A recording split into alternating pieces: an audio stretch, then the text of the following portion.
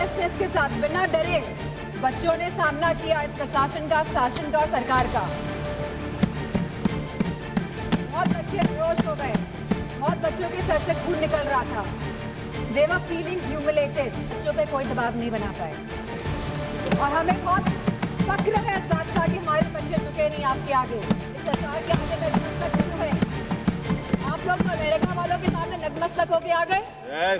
मैं हूं मधुर और आप देख रहे हैं यूपी तक। आज संसद में समाजवादी पार्टी की सांसद डिंपल यादव की गूंज सुनाई दी है।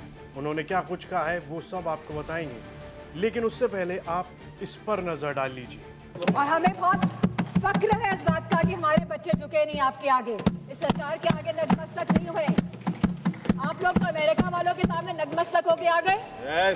नीट पेपर लीक, छात्रों की मौत और भर्ती परीक्षाओं को लेकर उठते सवालों के बीच सियासत भी तेज हो गई। समाजवादी पार्टी की सांसद डिंपल यादव ने केंद्र सरकार पर तीखा हमला बोलते हुए कहा, भरे सदन में नीट पेपर लीक ने लाखों छात्रों के भविष्य को दांव पर लगा दिया, लेकिन सरकार जवाब देने के बजाय सवालों से बच रही है। उन्होंने प्रदर्शन के दौरान सोनम के कफन पहनने का जिक्र करते हुए कहा कि ये सिर्फ एक प्रतीक नहीं बल्कि उस व्यवस्था का आईना है जहां युवाओं के सपनों का जनाजा निकल रहा है। 18 जुलाई को सरकार ने क्या किया? सवाल इस बात का है, जो लोग अहिंसा के साथ बैठे हुए थे, जो लोग गांधी जी के विचारों के साथ सत्य और अहिंसा की लड़ाई लड़ रहे थे, उनको आप लोगों ने सफेद कफन बनाने का काम किया। 18 तारीख को आप लोगों ने उनको कफन बनाने का काम किया और गांधी जी के विचारों को आप लोगों ने कहीं ना कहीं कफन बनाने का काम किया। उन्होंने कहा कि डिग्री है लेकिन नौकरी नहीं, परीक्षा है लेकिन भरोसा नहीं, मेहनत है लेकिन सिस्टम में सेंध है, और आरोप लगाया कि पेपर लीक अब अपवाद नहीं बल्कि व्यवस्था का हिस्सा बनता जा रहा है। कुछ इस तरह की बातें कही। इमरजेंसी क्या होती है? जहाँ बच्चे खून पसीना बहा रहे थे सड़कों पे, वहां पे आप सब लोग बहुत ही महफूज तरीके से बैठे हुए थे संसद के अंदर,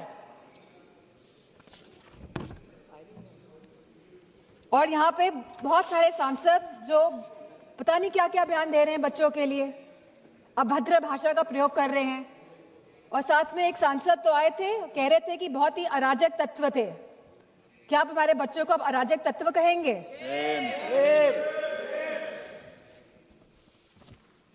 यहाँ पे जो सांसद है वो तो डर के मारे इधर से उधर हो रहे हैं।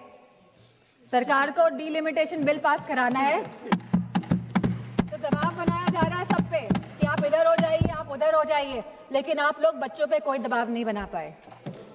और हमें बहुत फक्र है इस बात का कि हमारे बच्चे झुके नहीं आपके आगे, इस सरकार के आगे नतमस्तक नहीं हुए।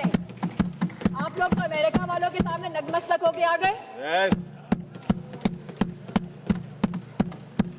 लेकिन हमें फक्र है कि हमारे बच्चे लड़े और इस लड़ाई को जीते। और मुझे खुशी इस बात की है कि समाजवादी पार्टी पूरी तरह से यूथ के साथ, छात्रों के साथ खड़ी रही और आगे भी हमेशा खड़ी दिखाई देगी।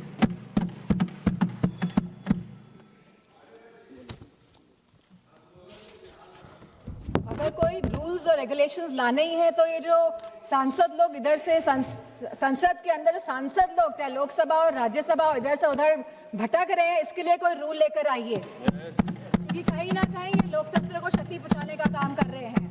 डिंपल यादव ने सरकार से पूछा कि आखिर हर बड़ी परीक्षा पर सवाल क्यों खड़े हो रहे हैं। उन्होंने छात्र जो सीजेपी का प्रदर्शन था उसका समर्थन करते हुए कहा कि जब युवा अपने भविष्य के लिए सड़क पर उतरते हैं तो उन्हें जवाब मिलना चाहिए, लाठी नहीं। लेकिन सरकार उनकी आवाज सुनने के बजाय विरोध को दबाने में लगी रहती है। व्यंग करते हुए उन्होंने कहा कि सरकार कहती है सब कंट्रोल में, छात्र कहते हैं सर पेपर कंट्रोल में नहीं था। षड्यंत्र तो नहीं है सरकार का, या तो ये षड्यंत्र है या तो सरकार के जो सिस्टम है इसमें परमानेंट लीकेज है।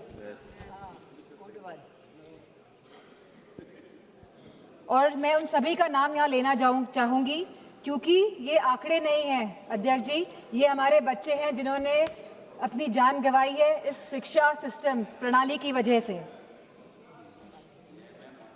इनका नाम है चंचल भारती जी, जो ये अब हमारे बीच में नहीं रहे हैं बच्चे, ऋतिक मिश्रा जी, प्रदीप कुमार जी, आकांक्षा चतुर्वेदी जी, शेख सना जी, S Gopika ji, C Vidyanand ji, Simran, are रोशनी, सुशील ढांगे, सिद्धार्थ हेगड़े, अनु कीरथना, भाग्यश्री, अनिष्का पांडे, उमेश माली, रेनू मीना, रिया कुमारी थापा, शिवानी यादव, रीमा बेगम, मैथैली अशोक सोनावने।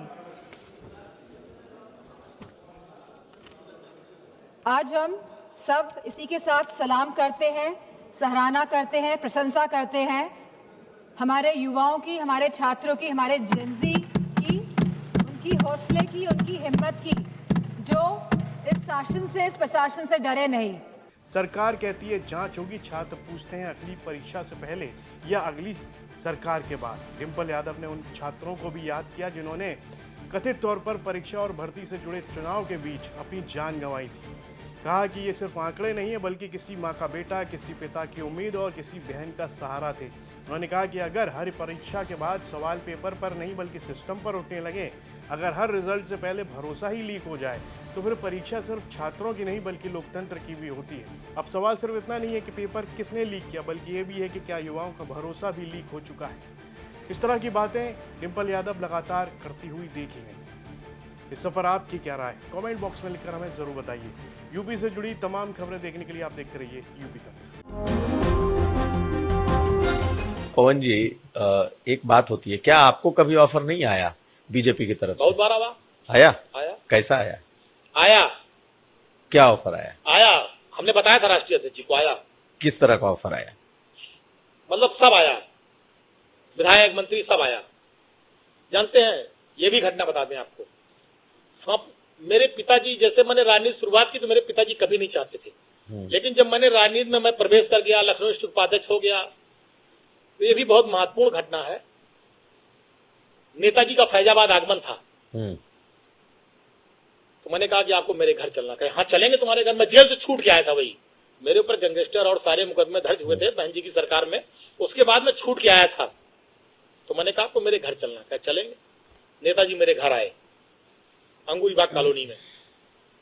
मेरी माताजी ने खाना बनाया था। नेताजी ने, जो मेरी माताजी ने बनाया था, पूड़ी सब्जी, दही कचौड़ी, दही बड़ा जो था सब खाया। नेताजी ने बैठ के पूरा आराम से सब खाया, और खाने के बाद कहा कि और कुछ बना है। तो हमने मम्मी बुलाया अपनी माताजी को, तो उन्होंने पूछा क्या नाम है आपका? कहने मेरा नाम गीता। कहने बताइए कुछ और बना है? कहने जो बना था सब खिला दिया। फिर उन्होंने, मेरी माताजी ने कहा नेताजी से, ये पढ़ते लिखते नहीं है, क्या होगा इनका? नेताजी ने कहा पवन के कारण आज मुलायम सिंह यादव इस दरवाजे पर आए हैं, और देखना वो एक दिन वो भी आएगा। आज मेरे आने पे डीएम कप्तान बाहर खड़े हैं, एक दिन पवन भी आगे जाएगा, डीएम कप्तान भी बाहर खड़े होंगे, पवन बड़ा आदमी नेता बनेगा। और मुझे नेताजी ने बनाया, उस स्थान पे पहुंचाया। ऐसे थे धरती पुत्र मुलायम सिंह यादव जी। तो उसी दिन से मेरी माता पिता, मेरे पूरा परिवार का एक लगाव है नेताजी के परिवार से। जब ये सब बातें आई कुछ लोगों ने कि भाजपा वाजपा ये सब, तो मेरे पिताजी ने तुरंत मुझको फोन किया, कहा जीवन में भूल न करना, जीवन में गलती न करना। ये चीजें मेरे पिताजी ने बहुत सख्ती से मुझसे बात कही थी, मैं बहुत ईमानदारी से आपसे कह रहा हूं।